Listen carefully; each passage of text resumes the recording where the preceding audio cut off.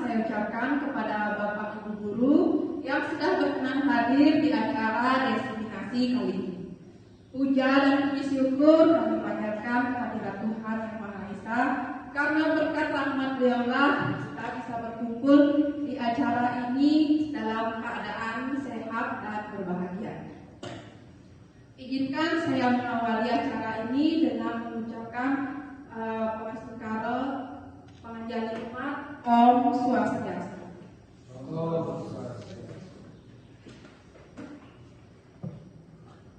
Adapun acara pada hari ini adalah desiminasi tentang pemahaman dan penerapan budaya positif di lingkungan sekolah. Sebelumnya, izinkan saya memperkenalkan diri terlebih dahulu.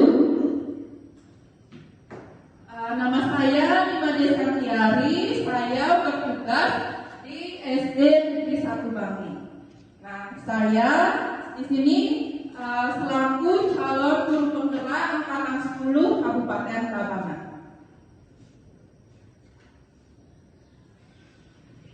Adapun agenda yang akan kita gunakan dalam sesi berbagi ini terdiri dari kegiatan pembukaan, yang kedua presentasi materi, yang ketiga diskusi dan tanya jawab, kemudian dilanjutkan dengan evaluasi dan penutup.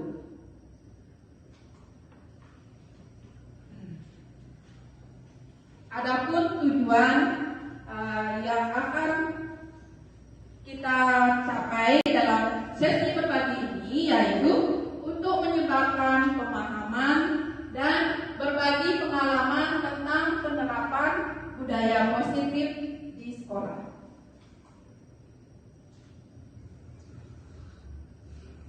Sebelum kita lanjut ke materi, mari kita refleksikan diri terlebih dahulu tentang pertanyaan-pertanyaan berikut ini.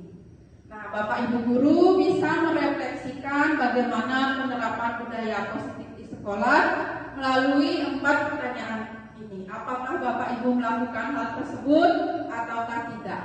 Pertanyaan yang pertama, pemberian hukuman dapat mendisiplinkan siswa. Bagaimana menurut Bapak Ibu, apakah pemberian hukuman dapat mendisiplinkan siswa? Ya, ada beberapa guru yang menjawab ya. Kemudian yang kedua, pemberian hadiah bisa meningkatkan prestasi siswa. Bagaimana menurut Bapak Ibu? Bisa. Ya, ada yang bilang bisa. Nah, yang ketiga, guru harus memberikan solusi untuk setiap siswa yang bermasalah. Bagaimana menurut Bapak Ibu? Ya. Apakah ya? Ya. Nah, dan yang keempat, guru berperan sebagai teman bagi siswa. Ya. Bagaimana? Ya. Nah, untuk mengecek bagaimana apa sih sebenarnya penerapan budaya positif, apakah jawaban-jawaban yang Bapak Ibu tadi sudah memang benar sebagai poin dari penerapan budaya positif? Mari kita simak materi yang akan saya sampaikan tentang pemahaman budaya positif. Nah, mungkin Bapak Ibu sudah mengetahui apa itu budaya positif, atau mungkin ada yang baru mendengar hari ini. Ada yang tahu apa itu budaya positif? Ya, Bu Noni? Baik, terima kasih. Menurut saya, budaya positif itu adalah cara untuk menumbuhkan disiplin yang didorong dalam diri anak tanpa adanya hukuman ataupun hadiah. Ya, tepuk tangan untuk Bu Noni. Tadi Bu Noni sudah menyebutkan apa itu budaya positif. Saya tegaskan kembali bahwa budaya positif merupakan suatu perwujudan dari nilai-nilai keyakinan universal yang diterapkan di sekolah. Nah, untuk mencapai budaya positif itu, sebagai seorang pendidik kita harus mengetahui konsep-konsep inti untuk menciptakan budaya positif. Ada 6 konsep inti yang perlu kita pahami sebelum menerapkan budaya positif. Yang pertama, ada disiplin positif dan nilai-nilai kebajikan universal. Yang kedua, ada teori motivasi, hukuman, penguatan, restitusi. Yang ketiga ada keyakinan kelas. Nah, mungkin yang keyakinan kelas ada yang sudah pernah membuat? Belum ya, nanti kita pelajari. Yang keempat ada kebutuhan dasar manusia dan dunia berkualitas. Yang kelima ada 5 posisi kontrol guru ya. Dan yang terakhir kita akan mempelajari tentang segitiga restitusi. Setelah kita memahami ke-6 materi ini, baru kita bisa menerapkan bagaimana budaya positif itu tercipta di sekolah Bapak Ibu. Ya. Untuk menambah semangat, mari kita ice breaking terlebih dahulu. Di sini masing-masing guru mencari pasangan, masing-masing 2 orang ya. Bapak Ibu boleh cari dulu pasangannya masing-masing berdua. Nah, dekatkan dulu dengan temannya yang pasangannya boleh berdiri. Boleh satu pasangannya. Ya, bisa dulu. Ya. Di samping-sampingnya biar lebih dekat. Ini boleh pergi ke sana. Cari pasangan masing-masing 2 orang. Di sini nanti aturannya ini namanya ice breaking ganjil dan genap. Sekarang tentukan dulu siapa yang mau jadi ganjil dan siapa yang mau menjadi genap. Yang sebelah kanan ganjil tidak Ya, boleh yang sebelah kanan ganjil, yang sebelah kirinya genap. Sudah mengetahui siapa ganjil genap? Sudah? Sudah ditentukan? Nanti saya akan menyebutkan angka ganjil atau genap. Misalnya kalau saya menyebutkan angka 1, berarti itu angka apa Bapak Ibu? Ganjil. Kalau saya bilang angka 4, bersalaman. Yang bertugas menjadi angka ganjil, kalau angka yang saya sebutkan ganjil, berarti dia yang angkat tangannya. Ya, yang genap menjauh. Kalau angka yang saya sebutkan genap, berarti yang ganjil menjauh, yang genap yang mengangkat. Sudah dipahami? Ya.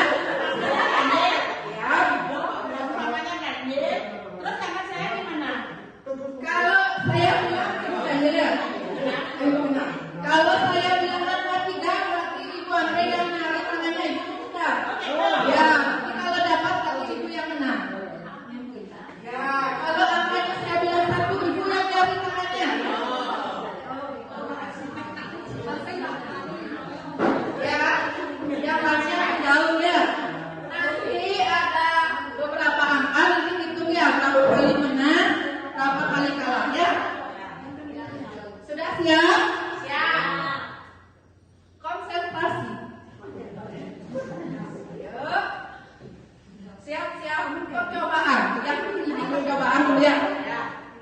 3.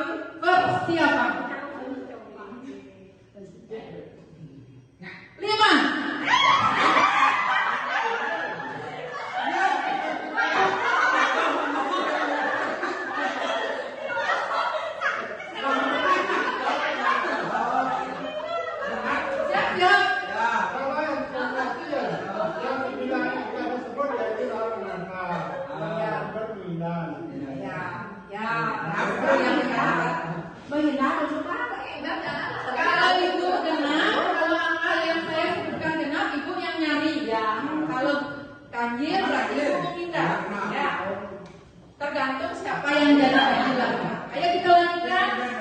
Konsentrasi. Setuju?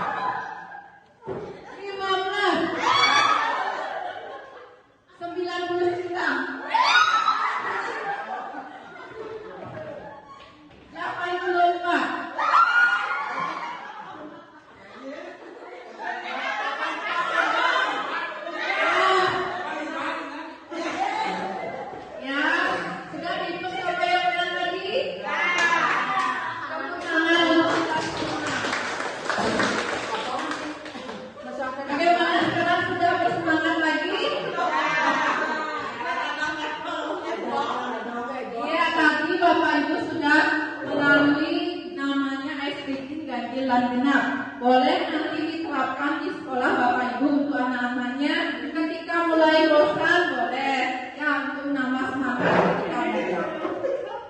Baik, saya lanjutkan lagi penyampaian materinya. Saya lanjutkan untuk pembelajaran ini paradigma baru. Ya, pembelajaran di paradigma baru ini pembelajarannya dirancang berdiferensiasi. Mungkin Bapak Ibu sudah tahu pembelajaran berdiferensiasi, kita itu mengajar murid sesuai dengan kebutuhannya, ya, kebutuhan peserta didik.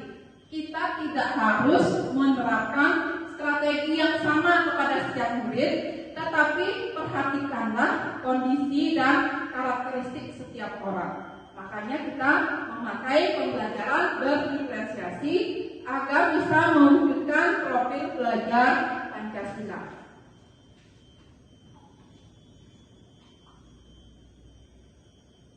Ada 4 miskonsepsi tentang teori kontrol. Nah, mungkin Bapak Ibu sudah mengetahui atau ada yang baru melihat atau mengetahui hari ini 4 ilusi miskonsepsi tentang teori kontrol. Yang pertama itu ilusi bahwa guru mengontrol murid. Nah, ini merupakan miskonsepsi.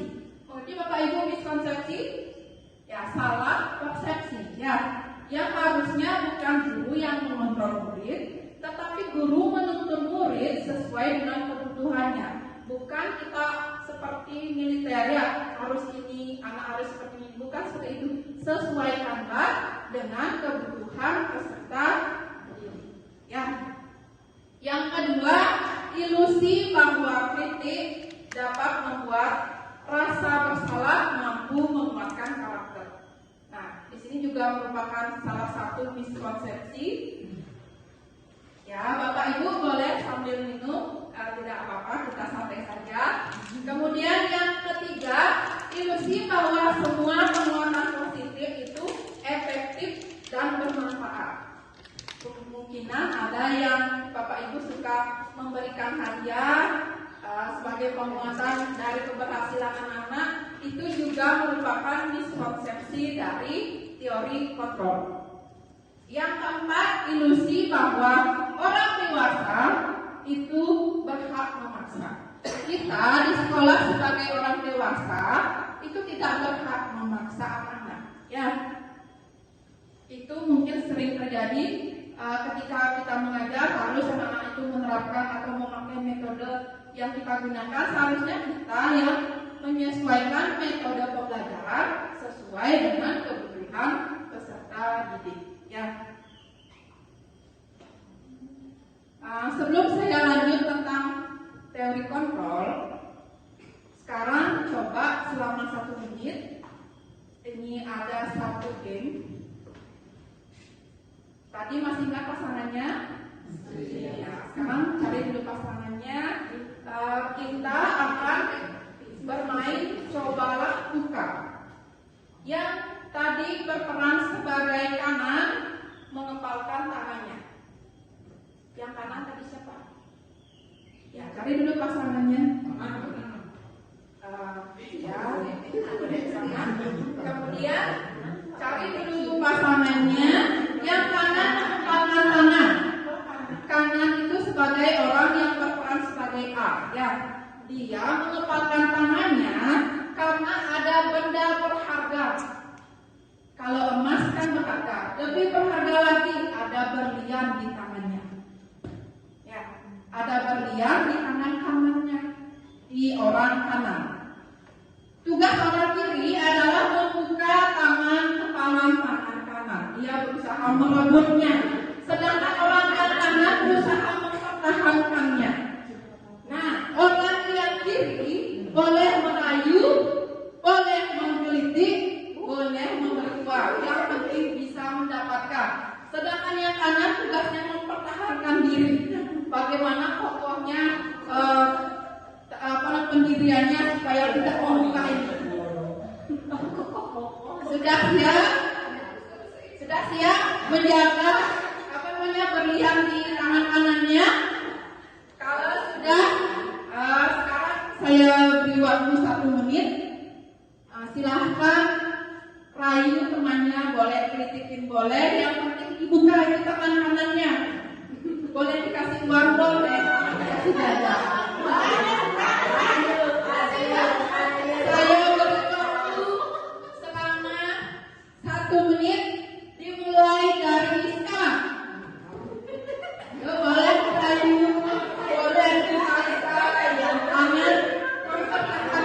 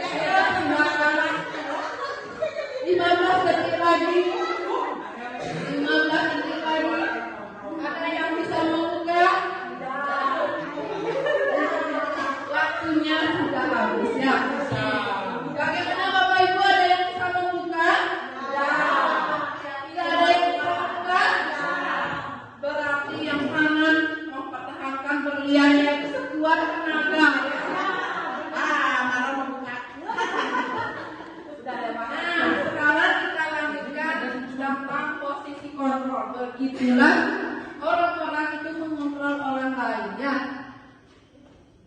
Dari permainan itu kita bisa menyimak tentang paradigma perubahan antara stimulus respon dengan teori kontrol. Ya, kalau stimulus respon itu realitasnya kita menganggap bahwa kebutuhan semua orang atau kebutuhan peserta didik itu sama.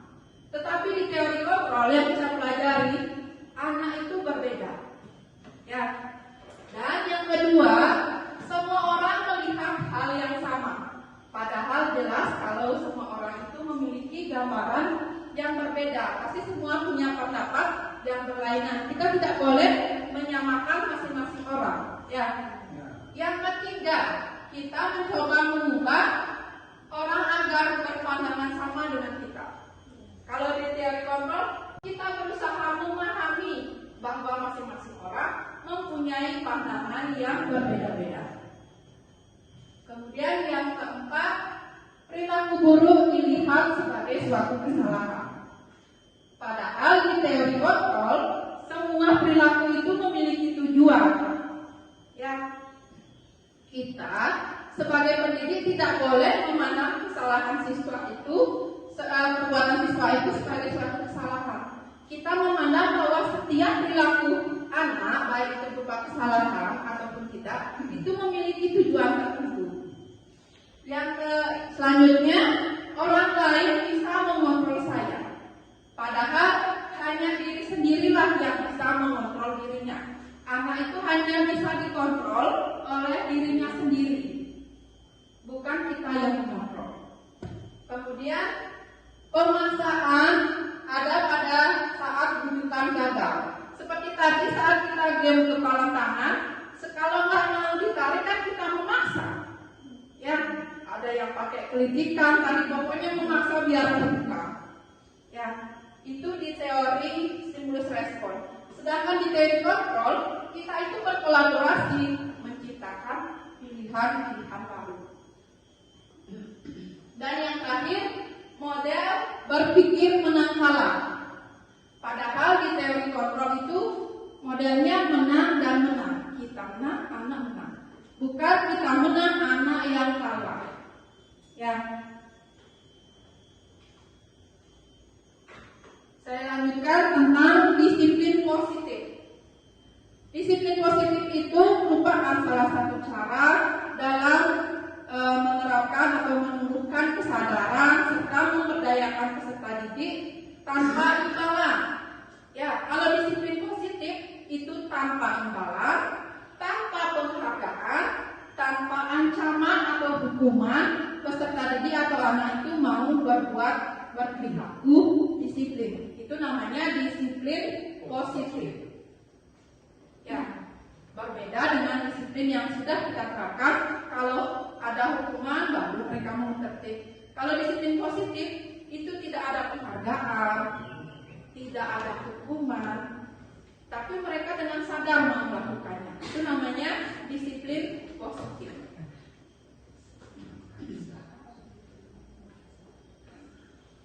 Nah, disiplin positif itu didasari dari adanya nilai-nilai kebajikan. Ya, nilai-nilai kebajikan itu adalah nilai yang kita sepakati bersama dan terlepas dari suku, agama maupun bahasa. Ada yang tahu contoh nilai-nilai kebajikan apa saja? Ya? Kejujuran. Iya, bagus. Kejujuran. Yang lain, apalagi nilai-nilai kebajikan? Mandiri. Ya, mandiri. Apa lagi? Ya, gotong royong atau kerjasama. Yang lainnya ada? Nah, karena masih banyak yang perlu kita pelajari, mari simak slide berikut ini. Ini adalah macam-macam dari nilai-nilai kebajikan. Ya, nilai-nilai kebajikan itu dibagi menjadi 6 kelompok. Ada yang nilai kebajikan dari profil pelajar Pancasila. Masih ingat profil pelajar Pancasila? Masih? Ya, itu juga termasuk dari nilai-nilai kebajikan. Ada the virtual project, dari the 7 essential virtues, ada IBO Premier, ada 9 pilar karakter dan petunjuk hidup, petunjuk seumur hidup dan keterampilan hidup. Bapak Ibu bisa lihat di slide, saya tidak bacakan. Itu adalah ke-6 jenis nilai-nilai kebajikan yang perlu kita terapkan di sekolah kepada anak didik kita.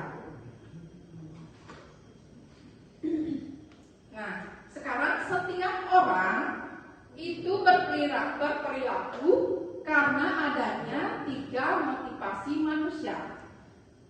Ya, setiap tindakan itu ada motivasinya kenapa dia melakukannya. Yang pertama ada menghindari ketidaknyamanan atau hukuman. Ya. Yang kedua, mendapatkan imbalan atau penghargaan, makanya dia mau berbuat karena ada imbalannya. Dan yang ketiga, karena motivasi menjadi orang yang mereka inginkan. Dari ketiga motivasi ini dibagi menjadi 2 motivasi. Ada yang ekstrinsik dan ada yang intrinsik. Kalau motivasi ekstrinsik itu datang dari dalam diri, dari luar diri anak, ya. Dan ini bersifat sementara. Kalau tidak mereka tidak memperbuat. Itu hanya bersifat sementara. Sedangkan motivasi intrinsik itu dari dalam dirinya. Ini bersifat lebih permanen dan berkelanjutan. Ya. Kita sebagai pendidik mengusahakan agar anak itu mempunyai motivasi intrinsik. Nah, ada 3 jenis ada hukuman, konsekuensi, dan restitusi. Kalau yang pertama ada hukuman. Hukuman itu orang itu melakukan sesuatu karena adanya hukuman berupa fisik maupun psikis dan tidak terencana. Dan hukuman ini tidak melibatkan murid untuk memilih hukumannya. Yang kedua ada konsekuensi. Kalau konsekuensi ini sudah terencana dan disepakati dan murid tetap dibuat tidak nyaman. Sikap guru selalu memonitor murid. Sedangkan yang terakhir itu yang kita harapkan bisa dilaksanakan namanya restitusi. Kalau restitusi menciptakan kondisi bagi murid untuk memperbaiki kesalahannya, prosesnya kolaboratif. Kita mengajarkan murid untuk mencari solusinya sendiri. Kita yang menuntut agar anak itu menemukan solusinya, bukan kita yang memberikan solusi. Nah, sekarang kita lanjut ke keyakinan kelas. Mungkin dari Bapak Ibu ada yang sudah pernah membuat keyakinan di kelasnya? Ada beberapa yang sudah. Nah, mengapa kita menyebutnya keyakinan dan bukan peraturan? Ya, kenapa bukan peraturan kelas yang kita buat, tetapi keyakinan? Kenapa harus keyakinan? Karena seseorang itu lebih tergerak atau bersemangat untuk menjalankan keyakinannya daripada hanya mengikuti peraturan. Ya. Kalau mereka yakin, maka mereka akan lebih tergerak. Misalnya saat Bapak atau Ibu mengendarai sepeda motor. Kenapa Bapak Ibu membawa helm? Kenapa memakai helm di jalan raya? Ya, sama. Ya, agar selamat. Apalagi Untuk melindungi kepala. iya, untuk melindungi kepala. Kenapa Bapak Ibu melakukannya? Mengikuti aturan. Ya. Kalau memang tidak ada aturan, apakah Bapak Ibu tetap memakai helm? Kenapa? Keinginan untuk selamat. Nah, itu Bapak Ibu adanya keyakinan dari dalam diri. Ya, kita yakin bahwa memakai helm itu adalah hal yang penting untuk menjaga keselamatan di jalan raya. Itu lebih permanen daripada hanya pandangan mengikuti aturan. Kalau tidak ada tilang, jangan pakai helm jadinya. Kalau orang yang yakin ada tidak ada polisi tetap memakai helm. Nah, begitu juga di sekolah. Kenapa kita perlu membuat keyakinan bukan peraturan? Nah, keyakinan kelas. Kalau keyakinan kelas itu lebih bersifat abstrak, ya, berupa biasanya pernyataan-pernyataan umum dan berupa kalimat positif. Dibuatnya hanya sedikit, tidak usah terlalu panjang membuat keyakinannya. Kenapa dibuat tidak terlalu panjang? Agar mudah diingat dan dipahami. Kalau kita buat yang panjang nanti anak-anak lupa. Kita buat yang mudah, singkat, dan jelas. Kemudian keyakinan kelas itu harus dapat diterapkan di kelasnya. Misalnya keyakinan kelas 1 dengan kelas 6 itu mungkin berbeda. Tidak boleh itu dipakai di kelas lain. Kemudian bersedia meninjau keyakinan kelas itu setiap waktu. Dari Bapak Ibu tadi katanya ada yang sudah membuat keyakinan dan yang belum. Berikut ini saya berbagi tentang cara pembuatan keyakinan kelas. Bapak Ibu bisa tonton, bisa lihat bagaimana teknis pembuatan kesepakatan kelas dengan berdiskusi bersama siswa.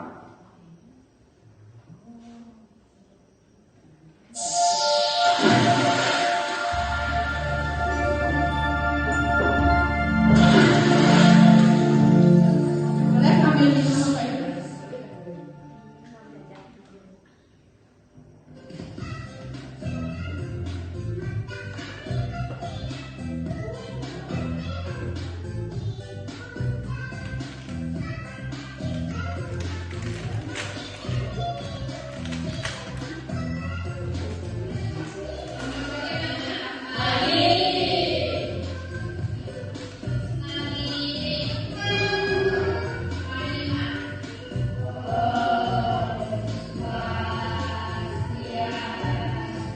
Bapak Ibu bisa simak cara membuat kegiatan kelas.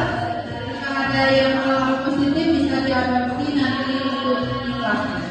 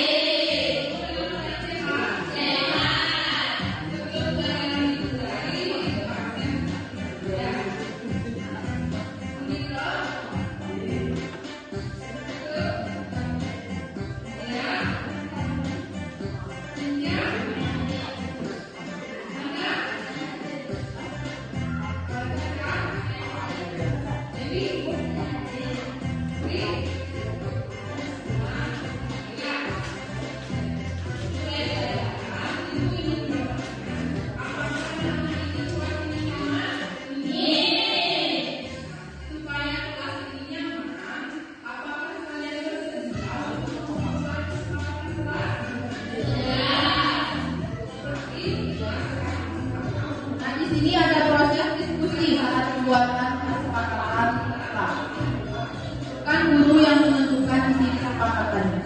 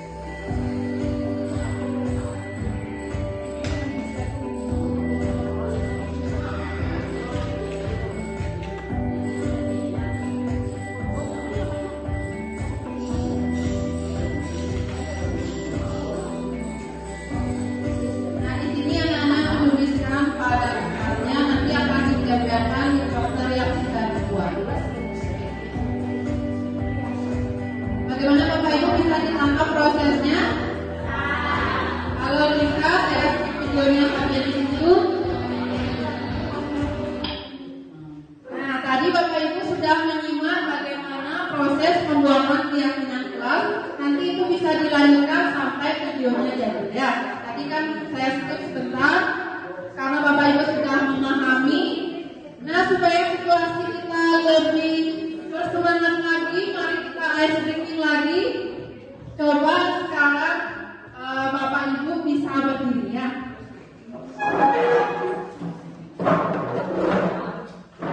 Biar lebih semangat nanti kita mengikuti materi yang berikutnya. Nah, pegangan dulu Bapak Ibu. Ada yang masih pegal-pegal mungkin. Aturannya di ice breaking kali ini, peganglah bagian tubuh yang saya katakan, bukan yang saya sebut ya, yang saya katakan. Sudah tahu hidungnya di mana? Matanya sudah tahu? Ikuti sesuai dengan apa yang saya katakan. Sudah ingat aturannya? Yang saya katakan, sentuh yang saya katakan. Sudah siap Bapak Ibu? Konsentrasi. Hidung, telinga, mata, mulut. Lancar? Saya lanjut. Apa yang saya katakan? Hidung, mulut, mata, telinga, pipi. Hidung, mulut, mata, telinga, mulut, mata, hidung, telinga, hidung, mulut, mata, telinga, hidung, mulut, telinga, hidung. Bagaimana Bapak Ibu? Tetap semangat ya. Ternyata konsentrasi Bapak Ibu sudah hampir mengerti bagus ya. Cuma ada beberapa yang bingung tadi. Tadi ada beberapa yang salah pasti melihat saya. Karena ketika saya bilang mulut, saya sentuh hidung. Diikuti tadi? Ada beberapa yang mengikuti dan ada yang tidak. Tipe-tipe seperti itu kita harus memahami. Seperti kita memahami peserta didik. Ya, bagi yang mendengar dengan benar tadi dan menyentuh dengan benar, berarti dia tipenya auditory. Ya. Tetapi jika orang atau Bapak Ibu tadi menyentuh bagian tubuh sesuai dengan yang saya lakukan, berarti itu Bapak Ibu lebih dominan ke visual, mengikuti apa yang saya lakukan, bukan yang saya katakan. Nanti bisa diterapkan di kelas untuk Bapak Ibu mengetahui gaya belajar anak-anak. Ada yang mungkin auditori dari pendengaran seperti tadi, ada yang visual berdasarkan melihat langsung, atau ada yang senang langsung mengerjakan atau kinestetik, dia suka berkreasi langsung berkarya. Nah, dari permainan itu kita bisa mengerti nanti pemahamannya bisa diterapkan di kelas Bapak Ibu ya. Saya lanjutkan tentang kebutuhan dasar manusia. Seluruh tindakan yang dilakukan seseorang itu pasti ada tujuannya. Kita tidak boleh langsung menyalahkan anak ketika melakukan kesalahan atau pelanggaran di sekolah. Kenapa demikian? Karena setiap orang itu melakukan sesuatu karena ada suatu kebutuhannya yang belum terpenuhi. Di sini ada 5 kebutuhan dasar manusia.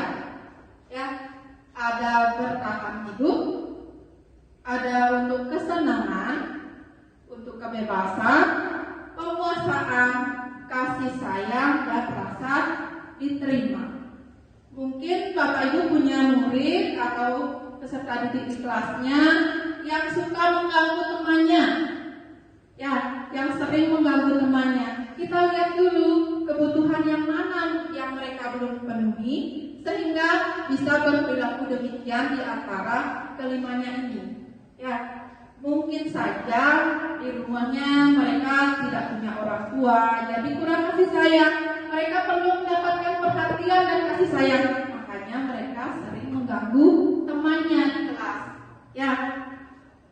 Kemudian ada untuk bertahan hidup. Mungkin bekalnya kurang, makanya dia suka memalak temannya, minta-minta makanan. Kenapa demikian? Karena kebutuhan bertahan hidup, mungkin dia lapar. Ya, kita harus memahami kebutuhan mana yang mereka belum terpenuhi sehingga melakukan tindakan demikian. Tidak boleh langsung menyalahkan murid atau anak. Ya. Nah, di sini saya lanjutkan ke posisi kontrol guru. Sekarang Bapak Ibu sebagai guru itu mempunyai posisi kontrol. Nah, di sini ada 5 jenis posisi kontrol guru. Bapak Ibu ada di posisi yang mana kira-kira nanti ya? Yang pertama itu ada tipe guru penghukum. Sedikit-sedikit menghukum. Misalnya ada anak yang datang terlambat, langsung dihukum. Kamu, Dewi, silakan berdiri di depan. Itu tipe guru penghukum. Kedua ada guru yang membuat merasa bersalah.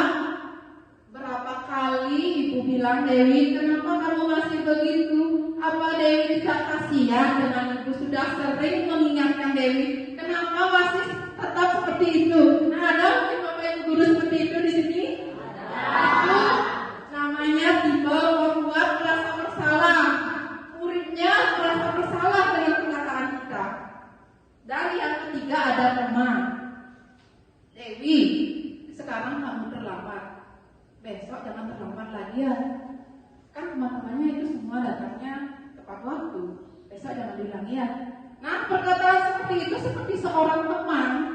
Mungkin ada beberapa guru yang seperti itu, menganggap siswa itu teman. Kita memperlakukan murid itu sebagai teman. Seperti di awal tadi pertanyaan sebelum kita sampai ke materi itu.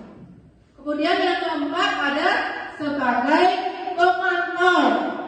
Ya, kalau sebagai pemantau, aturannya terlambat, ya terlambat. Kamu terlambat, konsekuensinya seperti ini. Dia melaksanakan aturan seperti polisi, tidak bawa helm ya ditilang. Begitu, namanya pemantau, mengikuti aturan. Itu pemantau, sesuai dengan aturan. Nah, yang paling puncak itu posisi namanya manajer. Mungkin beberapa dari Bapak Ibu guru masih asing yang mana sih namanya posisi manajer yang harus kita terapkan supaya terciptanya disiplin positif di sekolah. Yang terakhir ini posisi manajer. Kalau sebagai manajer kita tidak memberikan solusi seperti tadi, jangan disuruh berdiri anaknya. Kita tanyakan, Dewi, kenapa kamu tadi terlambat? Keyakinan kelas apa? Apakah kamu ingat keyakinan kelas kita? Ibu di sini tidak menyalahkan kamu, tapi coba sekarang refleksikan diri. Dari keyakinan kelas itu yang mana belum kamu laksanakan? Terus bagaimana solusinya agar kamu besok tidak terlambat lagi? Kita tanyakan kepada murid itu. Kembalikan lagi solusinya. Anak itu yang meyakini, namanya di posisi manajer. Dari kelima posisi ini yang Bapak Ibu sudah sampai di posisi yang mana? Ibu Noni sudah sampai di posisi yang mana di antara keempat ini? Lebih sering ke yang mana? Sering ke penghukum. Penghukum. Kalau Ibu Santi Ke pembuat merasa bersalah. Ini Ibu Bu Desa Pembuat merasa bersalah. pembuat merasa bersalah. Ada yang sudah sampai ke posisi manajer? Nah, kalau belum, mulai sekarang setelah sesi berbagi ini belajarlah. Saya juga masih belum. Kita sama-sama belajar menempatkan diri sebagai manajer.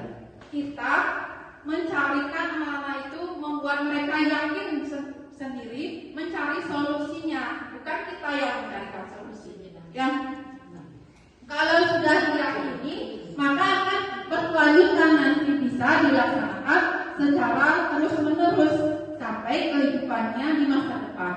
tidak hanya di sekolah. Ya, itu dampak yang kita harapkan supaya terciptanya budaya positif di lingkungan sekolah kita.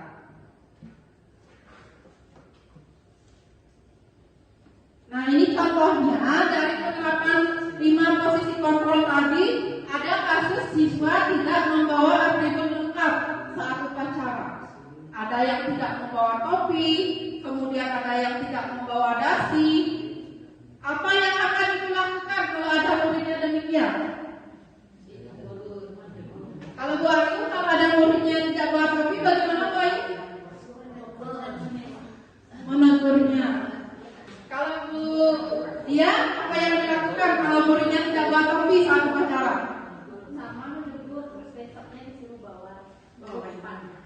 Nah, sekarang kita lihat tipe-tipe itu ada di posisi yang mana. Kalau yang pertama tidak bawa topi, kita suruh hormat pada bendera selama 1 jam.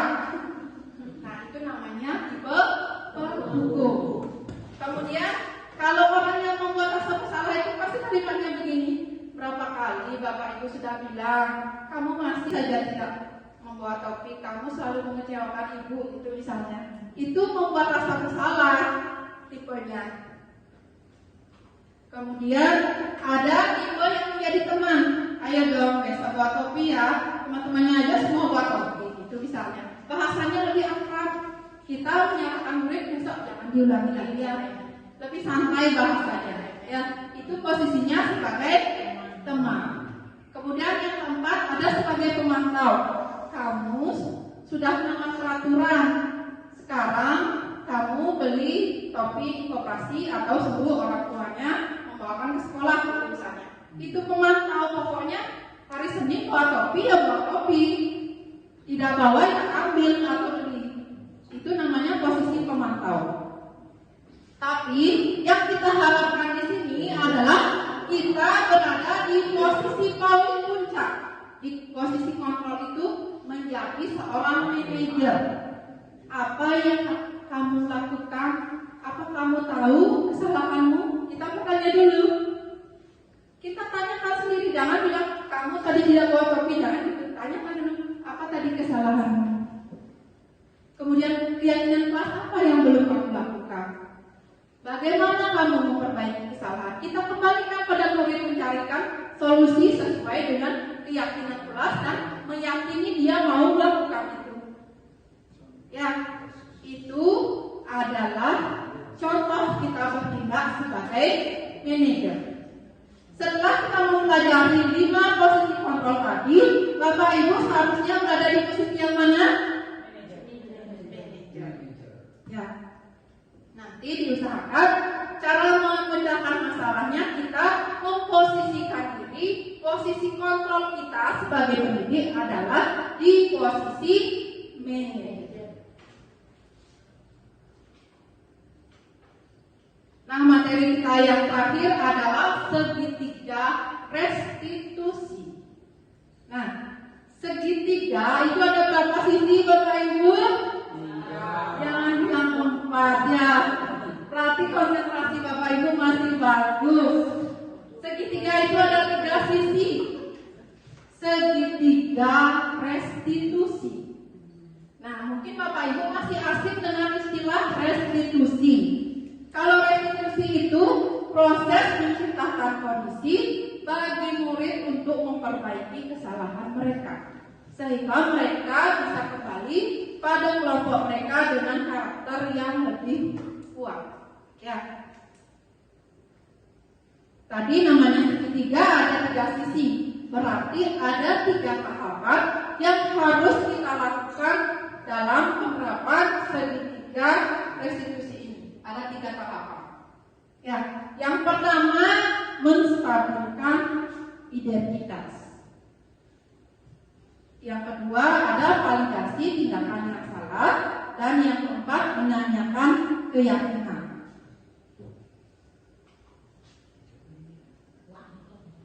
Nah, yang pertama tahap menstabilkan identitas. Di sini kita berlaku berdasarkan prinsip bahwa membuat kesalahan itu adalah bagian dari proses pembelajaran. Kita tidak langsung menyalahkan murid. Kita menganggap bahwa membuat kesalahan itu adalah hal yang wajar. Ya, kita bisa mengatakan semua orang pasti pernah melakukan itu. Kesalahan itu adalah hal yang wajar. Kita stabilkan dulu anak itu, kemudian baru kita lanjutkan dengan validasi tindakan berdasarkan prinsip bahwa setiap perilaku itu pasti berupaya untuk memenuhi suatu kebutuhan yang sudah kita pelajari tadi. Kenapa anak itu melakukan kesalahan? Pasti ada kebutuhannya yang belum terpenuhi. Makanya kita berkata, kamu melakukan ini pasti ada alasannya. Jangan bilang kenapa kamu tidak bawa topi, kamu harus ini, jangan seperti itu. Kita anggap bahwa anak itu pasti punya alasan tertentu. Topinya basah atau apa, kita mungkin orang tuanya atau dia tidak punya orang tua sehingga lupa mengingatkannya di rumah membawa topi.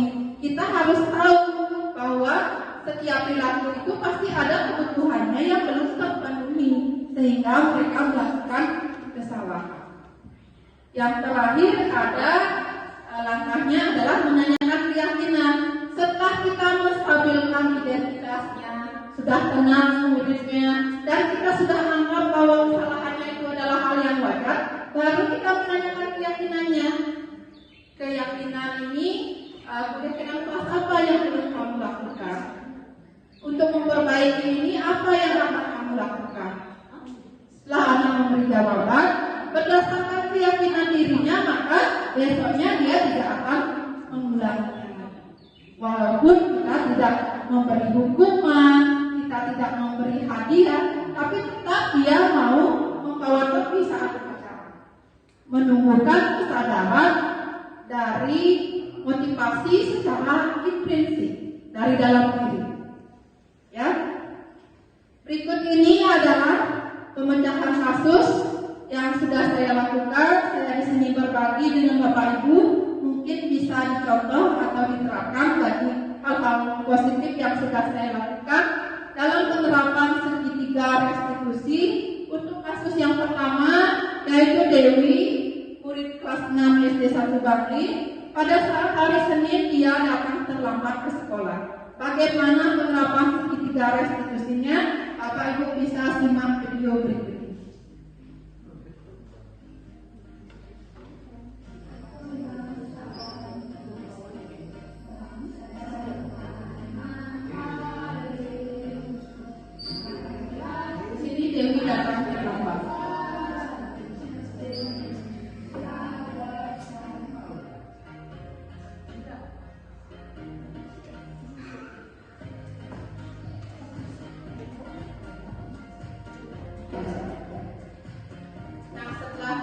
Kita mengobrol, lakukan dialog dengan segitiga restitusi.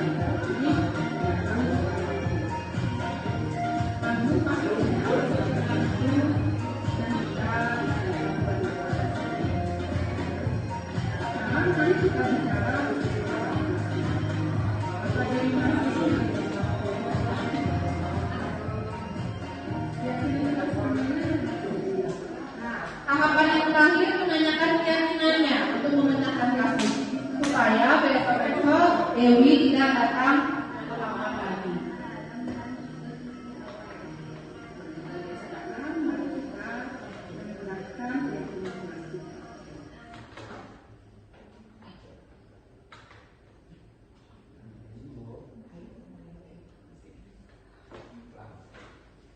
Nah, begitu tadi penerapan contoh dari penerapan segitiga restitusi. Apakah sudah ada bayangan Bapak Ibu bagaimana menerapkannya nanti? Sudah. Berdasarkan apa yang sudah saya paparkan tadi, budaya positif itu akan tercipta bila adanya kerjasama dan dan guru perlu memiliki standar kepribadian, profesional, dan sosial yang baik agar mampu menempatkan diri sebagai manajer yang seperti yang saya katakan tadi, sehingga bisa menuntun anak atau murid menjadi insan yang mandiri, merdeka, dan bertanggung jawab, sehingga budaya positif itu bisa kita ciptakan di lingkungan sekolah.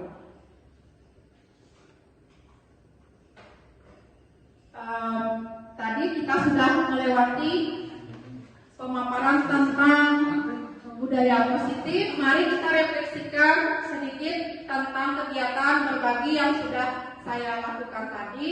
Bagaimana perasaan Bapak Ibu dan pemahaman apa yang Bapak Ibu ketahui setelah 1 jam kita berbagi dalam materi budaya positif.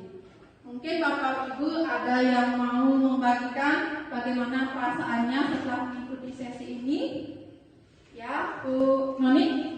Baik, terima kasih atas kesempatannya. Setelah mengikuti kegiatan yang Ibu berikan tentang disiplin positif, segitiga restitusi, saya menjadi paham bahwa keinginan murid itu tidak selalu harus memenuhi keinginan gurunya. Di sini kita harus bisa mengubah mindset dari kita menuntut menjadi menuntun. Nanti jika saya mengalami kendala ataupun menghadapi masalah, saya akan mencoba mempraktekkan segitiga restitusi yang sudah tiang pelajari hari ini. Ya, tepuk tangan untuk Bu Noni. Ada yang mau berbagi lagi bagaimana? Ya, Bu Noni. Bu Noni. Terima kasih atas waktunya. Ya. Di sini dalam seminar ini saya senang mengikuti seminar kali ini dan saya mulai paham tentang budaya positif. Terima kasih Bu Nuni dan Bu Nuni sudah berbagi tentang bagaimana perasaannya mengikuti. Yang lainnya bagaimana? Sudah mulai ada pemahaman sedikit tentang budaya positif? Sudah. Mudah-mudahan nanti bisa diterapkan di sekolah Bapak Ibu. Ya. Untuk sebelum saya mengakhiri, mari kita SPP dahulu supaya lebih bersemangat sebelum mengakhiri ya. Mungkin ada yang kurang, masih ada yang capek ya. Silakan berdiri Bapak Ibu. Ini SPP-nya sangat menarik. Mungkin dari Bapak Ibu sudah ada yang pernah melakukan ini. Ini SPP-nya masih kelas anak TK ya. Kalau kita ganti menjadi kelas perguruan tinggi.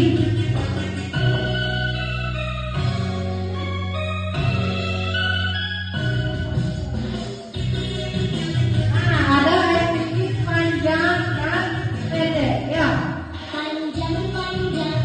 Nah, seperti yang dikatakan tadi, ada panjang, ada pendek. Ketika tangan kalimatnya panjang, berarti panjang. Kalau pendek, pendek. Sekarang kita balik itu kan kelas anak PAUD ya. Sekarang ganti jadi perguruan tinggi. Kalau panjang itu pendek. Panjang, pendek. Panjang, pendek. Ikuti sesuai kalimat di lagunya ya. Konsentrasi Bapak Ibu, kita ikuti lagunya. Panjang,